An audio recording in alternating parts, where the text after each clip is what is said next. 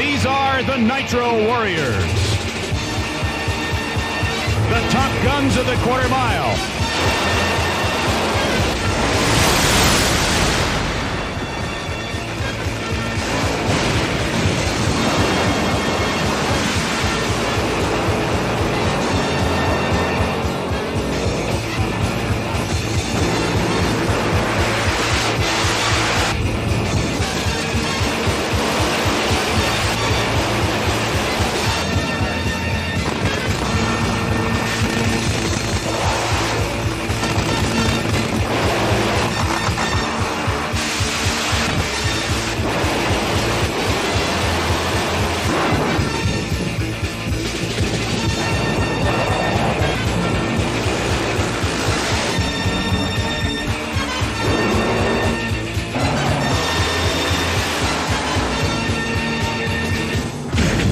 The excitement, just the way when the top fuel's going down, the rumble in your chest, just unbelievable. I couldn't have said it better myself. And if you think that guy had rumbling in his chest, you should sit in one of these things when it leaves the line.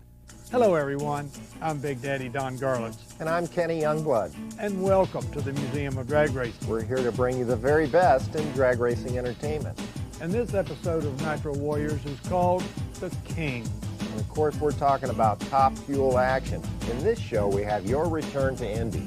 What a blast that was, Kenny. Some of your old friends were there, like Shirley Muldowney. My nemesis. Darrell Gwynn. The Wolf. We'll be seeing the Swamp Rat 34. My finest and latest creation. As well as other cars right here from the Museum of Drag Racing. So we'll be back with the Kings right after this break. Stay tuned.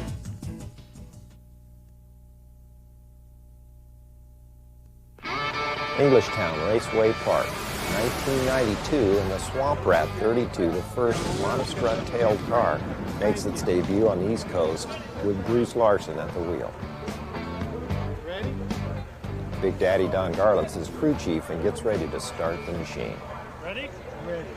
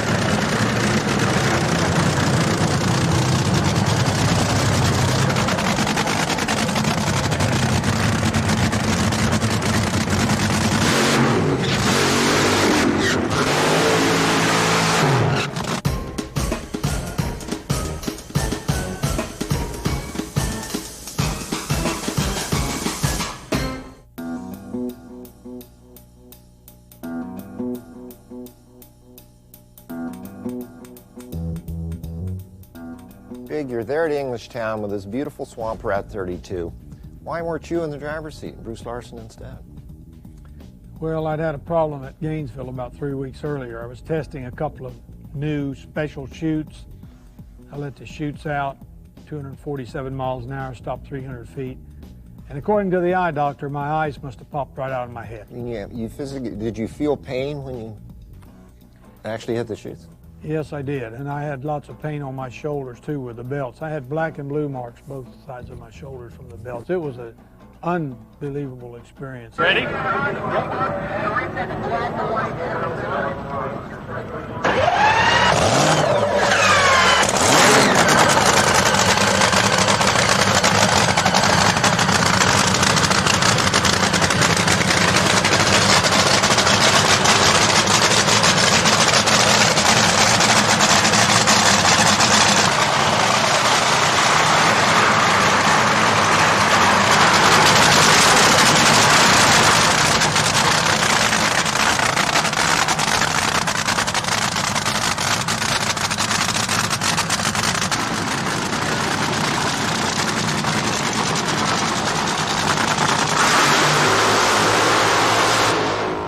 car is for sure. This is a very innovative car with a single wing strut, a narrow rear end, streamlined front end. You know, it has the driver canopy, everything that was designed to be the first car to go 300 miles an hour. Well, it wasn't quite finished in time, and Kenny Bernstein upstaged us, but now it's time to catch up a little bit. And you know, this car was special, and Larson, it was so funny, he told me, he says, I don't know what all about driving these Top Fuel cars, what's so tough. He said, this is the easiest thing I've ever done. He said, it doesn't move around in the middle of the race course like the funny car does. I said, the Fuel Dragsters move around the middle of the course, Bruce. I said, you've just got a nice vertical stabilizer on there, and that's why this car goes so straight. And I'm going to tell you, we had some good 60 foots in this car, too. It ran some .8 60s, which at that point was very, very quick. And I credit that to that narrow rear. If you look at the back of this car and compare it with the car sitting here next to it, you will see that this car just looks better. It looks faster. And so usually that's my rule of thumb. If something looks like it's better, it probably is better.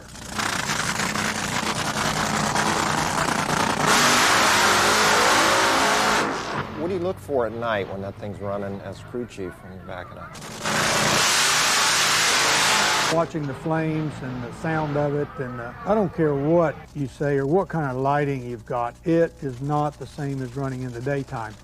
The track comes up at you so fast. There's just a certain little bit of uneasiness about racing at night. And I've heard a lot of the good drivers say it. They say they're not fans of night Top Fuel racing. But you know, the fans love it because the flames stand up out of the pipes. They really look spectacular. And in fact, they are spectacular.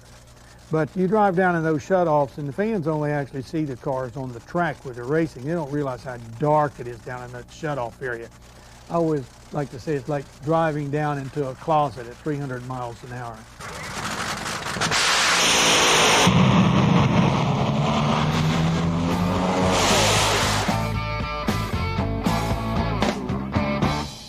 This car that you're looking at is a streamlined dragster built in the 60s. There was a move in the 60s to see if the streamlining wouldn't increase the performance of these cars. The cars were running pretty good then in the 214, 220 mile an hour range, and they felt like that streamlining would be necessary. So Jocko Johnson, the guy that designed these bodies, had had a limited success in 1959 with a streamlined dragster, a little red and white fully streamlined car that supposedly went at 8.35 seconds. So two things happened that caused it to fail. One, there was no carbon fiber in these days, so the body was extremely heavy. And secondly, there was so much down pressure generated by the way the front was designed that it actually pushed the body down and caused the steering to lock up, and the car crashed on two different occasions.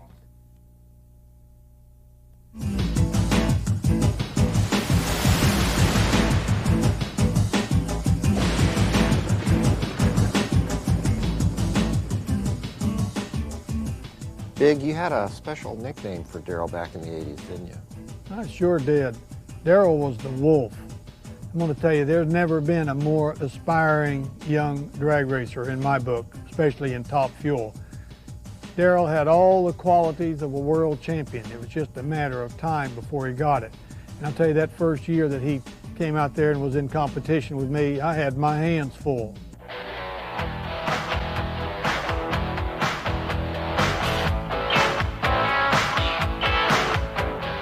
You know, in that Budweiser car, when he came out there, you know that you had a race on your hands. A couple of times, that, you know, I really had my hands full with it.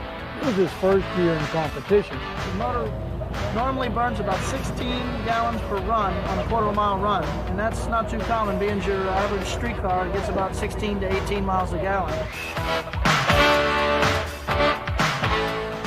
This is a 2.5-inch fuel line that feeds the supply from the tank. It comes into these two 1-inch lines here. Goes through the two fuel pumps. Up through these lines, gets distributed to these barrel valves.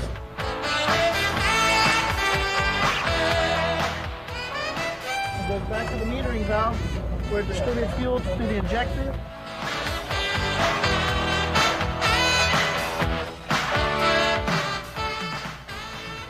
We have fuel running through the combustion chambers of the heads. It feeds this 3,000 horsepower nitro motor.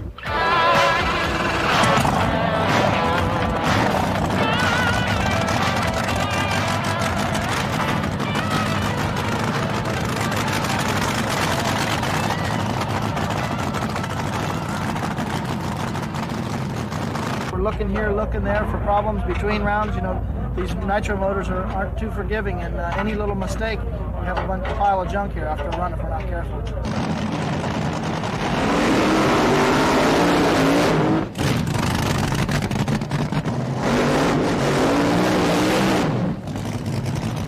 As you're backing up in the burnout, you're looking down the racetrack at a course that you're fixing to go down at 270 miles an hour, and you can't quite picture it at that moment until your body is actually psyched up and ready for it.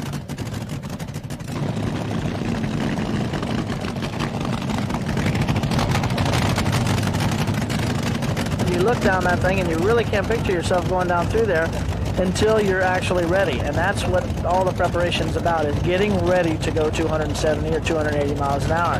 You know, you do your burnouts, you back up. In my case, I shake my father's hand. We check the car for leaks right before I pull the start line, and I'm ready to go 280 miles an hour.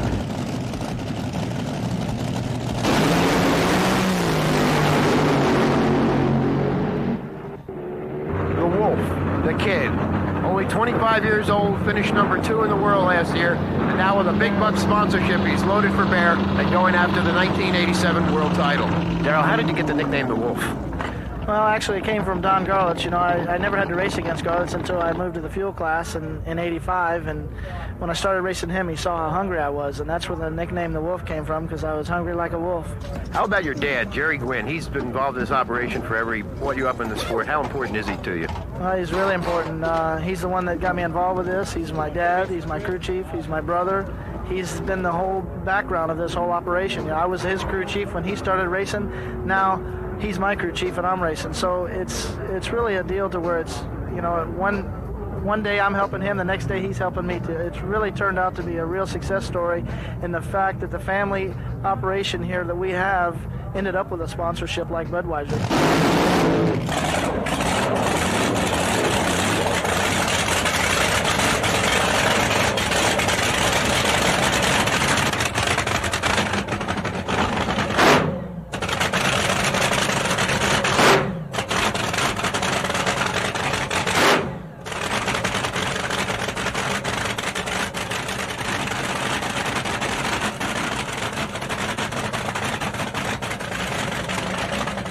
Then he graduated into the Coors Extra Gold car, got good sponsorship. He was on the way, and then tragedy struck Santa Pod, 1990. Terrible, terrible. I couldn't believe when I got the phone call that he'd crashed and was in pretty bad shape.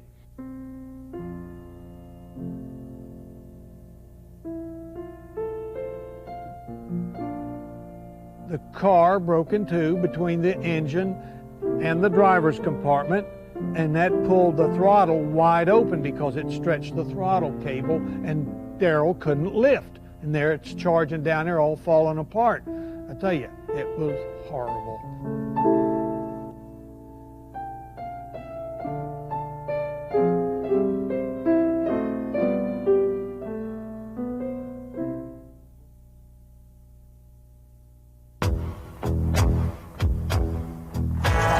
Drag racing is a very unique sport. A lot happens before we fire the car up in the staging area. There's a lot of mental concentration goes on, a very tense moment because you know you need to go up there and cut your best light possible. You win races at the starting line right at the Christmas tree. So there's a lot of very intense concentration that takes place before you run these dragsters. This Sunoco Ultra Top Fuel Dragster is the king of racing.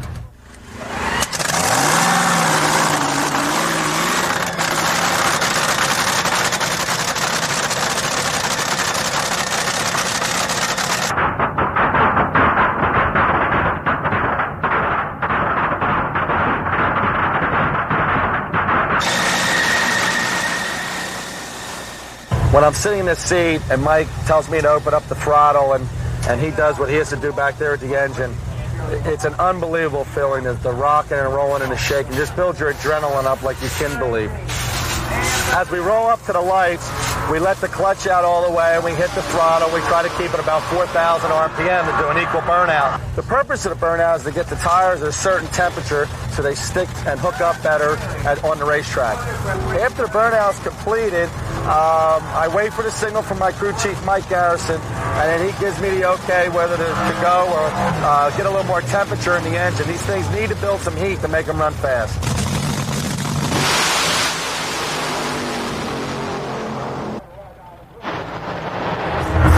The G-force in a top fuel dragster is right around 4 Gs. Unbelievable. Just puts you in the seat of the car, and it pulls 4 Gs for about the whole quarter mile, and then you have the negative G-force when you pull both your parachutes.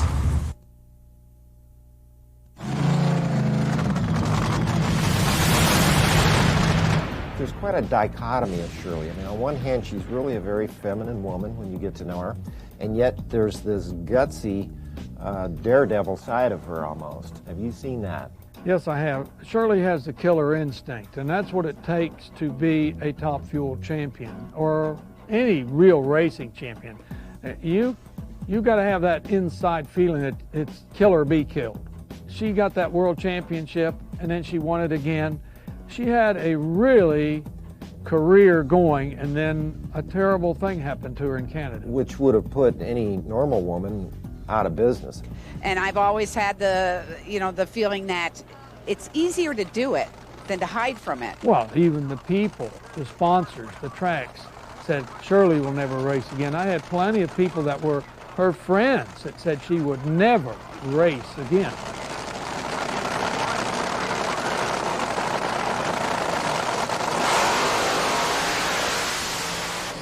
And she had such terrible injuries, who would not believe that? Right, but that wasn't the case, was it? She came back. I was just absolutely flabbergasted when she did come back, and she did well. I mean, right at first, it's just going down the track to me was doing well, because I know what it was like when I got back in my car after I blew my foot off at Lyons.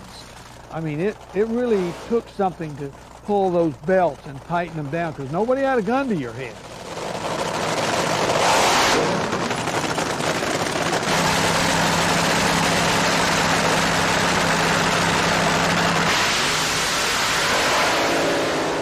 Shirley had to do that, and she had to be thinking about that accident in Canada, end over end over end. It's the thing, that foot will never be right, What's it like when you're sitting in the... I'm okay if I'm sitting down, but I can't spend any time on my feet. The most I do is I'll go to the mall for maybe an hour, or I'll grocery shop, but I can do no more than that. And the races doesn't bother me, because I sit in the truck a lot. I don't walk around the pits hardly ever. But what about that left foot is... How about that killer instinct? Did you lose that for a little bit? No, I want to win as bad as anyone else out here. And I don't know how they refer to it, but I'm pretty intense. And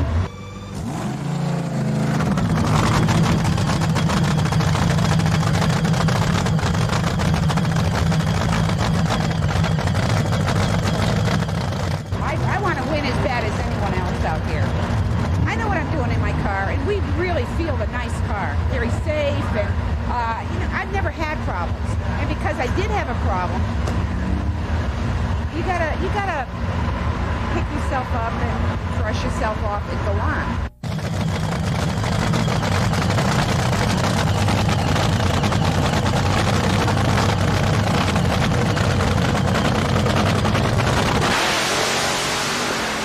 I've never lost my confidence. I know that when I go to the starting line, my people have prepared my car to the best of their ability, and that's certainly good enough for me.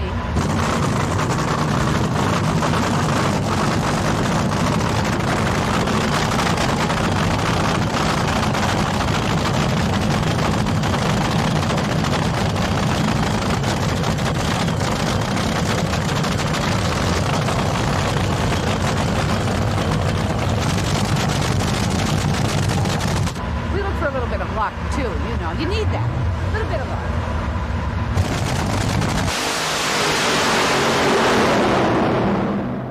Well, Big, what's the one thing that you could tell people about your feelings toward Shirley Muldowney that nobody would really know?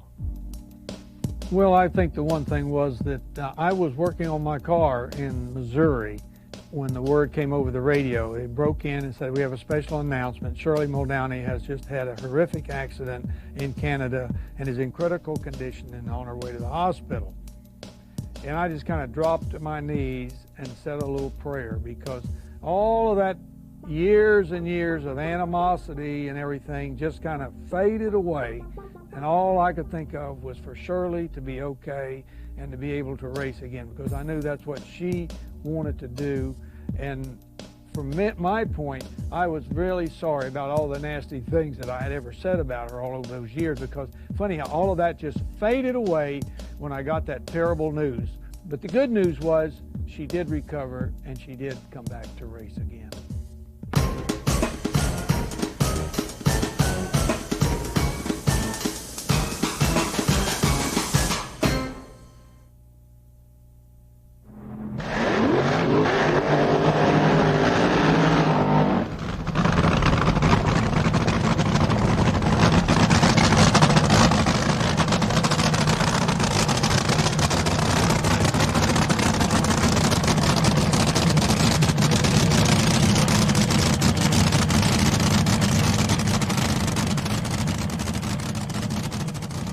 This is the NITRO banana, right?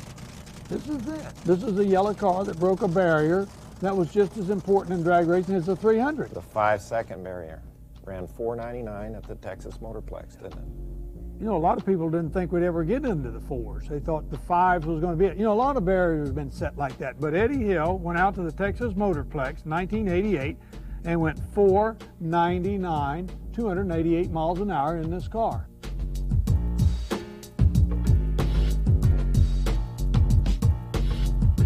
The stage was set.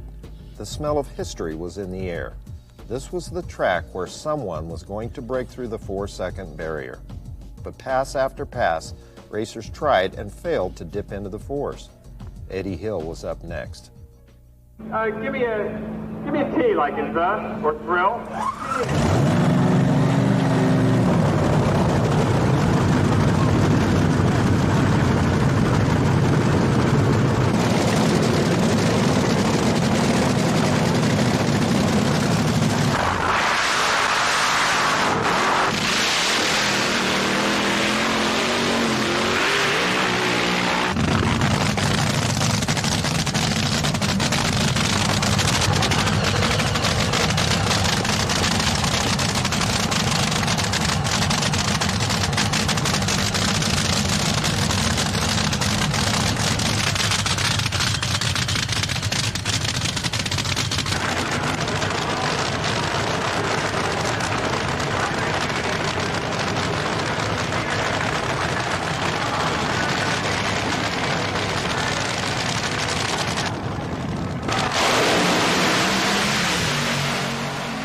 That day, there were some other cars there that could have done it, and nobody quite stepped up, and then Eddie Hill got up there. This thing launched like a rocket, I remember.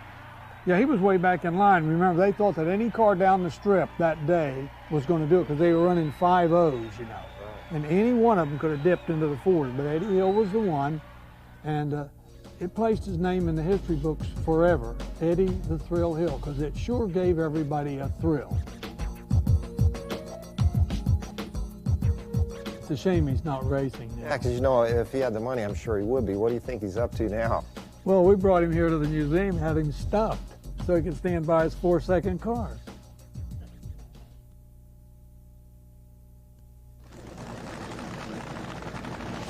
Gary Ormsby's Radical Streamliner. It never really worked right, but Gary spent a lot of money on it, and it had a lot of really good ideas.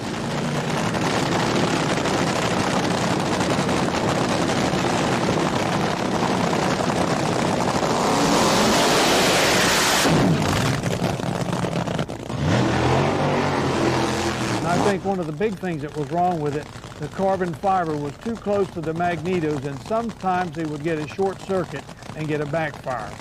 But Gary worked real hard on it, and he was runner-up to me at the Baton Rouge race in Louisiana in 1986. It did run real good. It wasn't bad. It ran some good times, but you know, it was a lot of trouble to fool with it, and the body coming off and everything between rounds. And so first thing you know, it was more trouble than it was worth. It wasn't efficient as a streamliner. It was a beautiful body, a lot of money was spent on it, and it was nice work. But it didn't do the job that it was supposed to do. The biggest thing it did was add weight to the car. It did not, he didn't do anything to the front of the car where the streamlining help was necessary.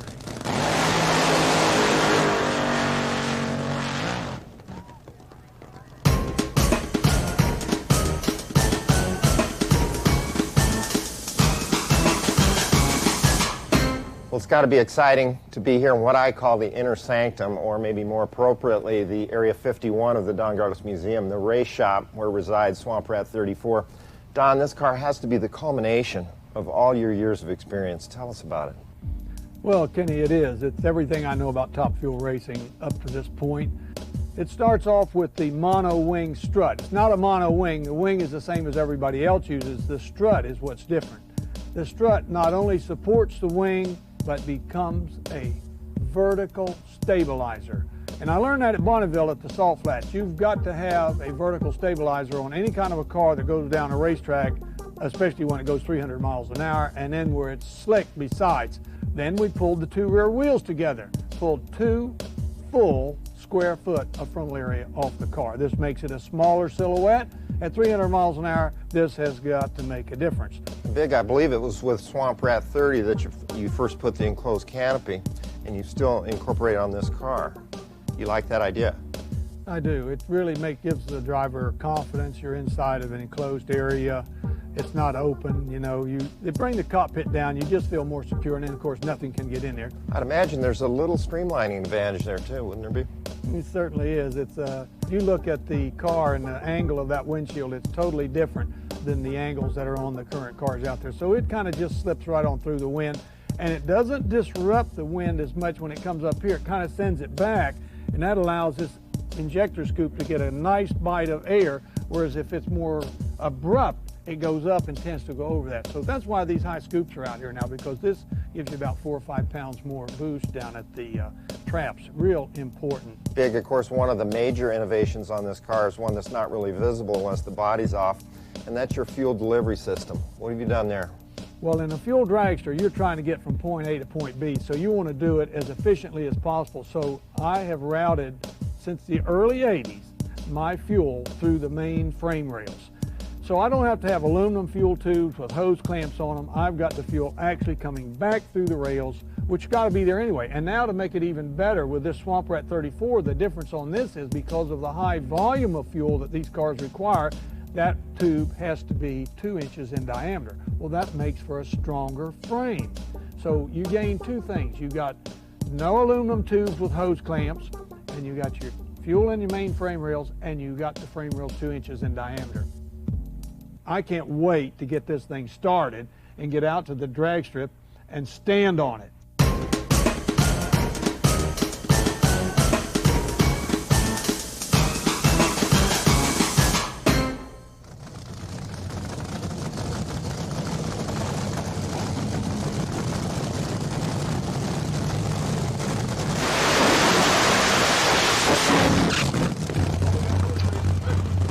It's just sort of hard to get out of it. It's quite a thrill if you've never done it.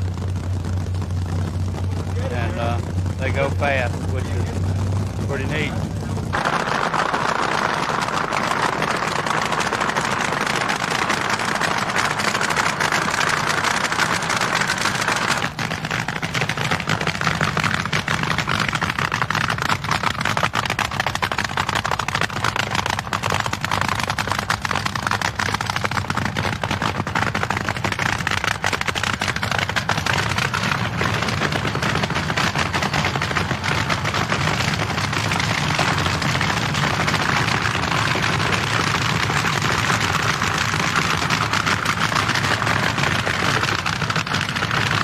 They think I'm a nice old man, you know, out for a Sunday drive.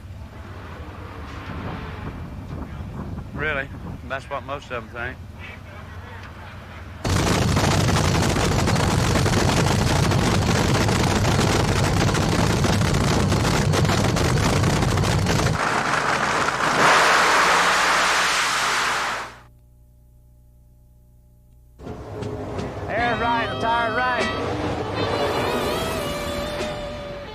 Richard Holcomb ran the NITRO circuit in the 80s with Clayton Harris being the crew chief.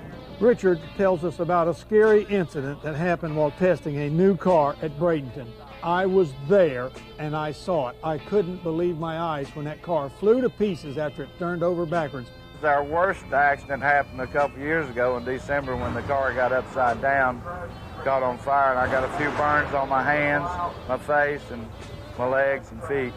But my first thought was, is this thing ever going to stop, sliding? And then when I got out of the car, this finger here was bent around to my wrist almost, and I said, damn, I broke my finger again. I just broke it a year earlier, and it just got where I could use it and broke it again. Well, it's pretty frightening when you're upside down and going backwards and on fire, and you just have to sit there because you're harnessed in the car, and fire will be all around you, and you just got to stand it till the car gets stopped and somebody puts the flames out. Pretty scary ride. We've had some motor explosions and fire, but that was the worst that we've ever had, and it was pretty scary. Makes you think once in a while when you get to see one of them. And it made me a little bit better driver, I think. It made me awful careful.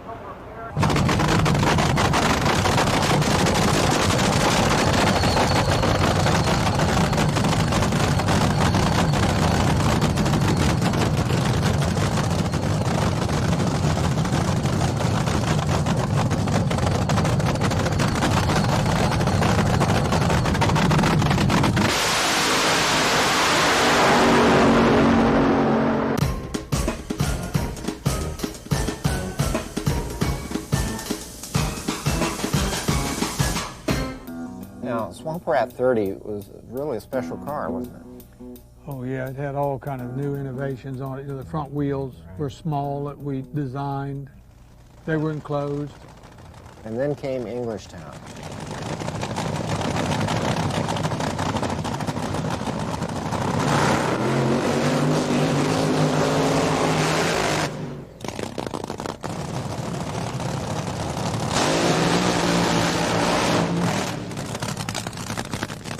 The car just slowly going up, and then all of a sudden it kind of took off. And I saw that whole thing happening because he was on a record pass. He was fixing to reset the national record, and if it wasn't for that wheel stand, he would have. Matter of fact, when he got to about halfway, I got real concerned, and it almost messed my run up because I was so concerned about his condition that I got the chutes out early and spun the car out around the return road, and I was climbing out of the car and heard the grandstands just go nuts when he got out of the car, so I knew it was okay. That was my main concern.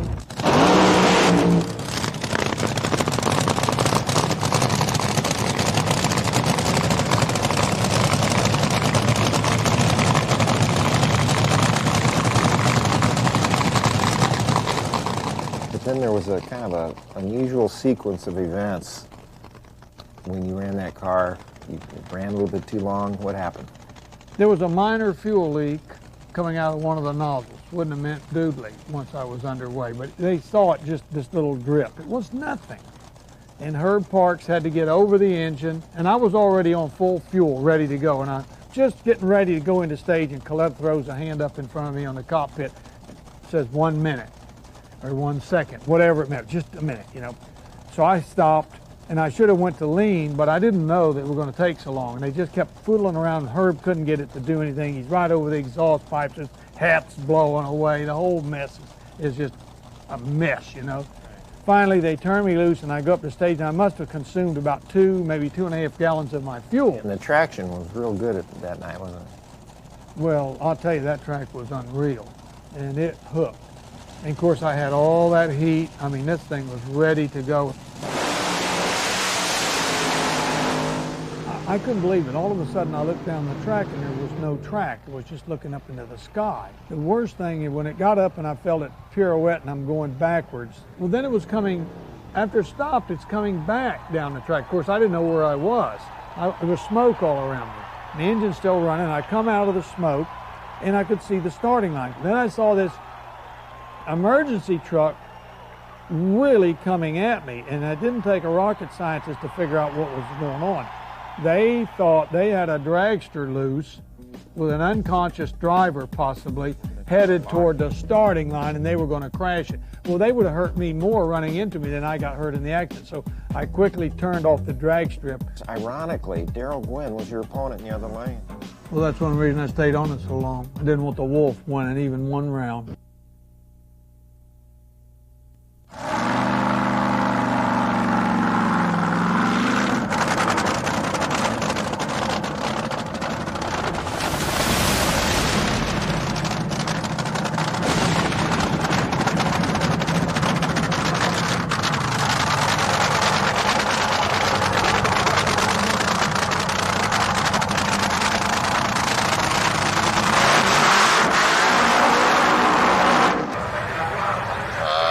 It's like to be top field driver in NHRA. Just super competitive.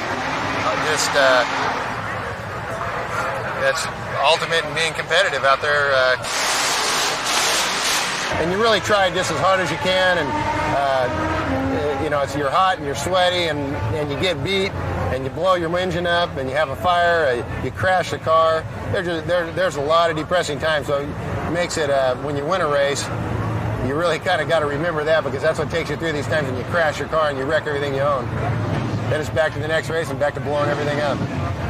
The cost involved with one of these things is tremendous. That's really the major drawback to trying to run one of these cars is, phenomenal cost.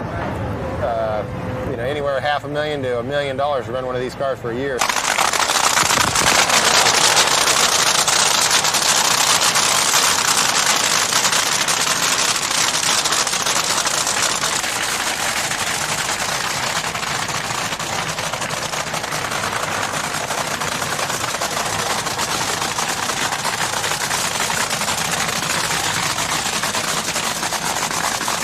You got to be smart. When it starts getting over your head, you shut it off. That's the biggest thing about driving one of these things, knowing when to shut it off, because if you let it get away from you, you end up getting hurt.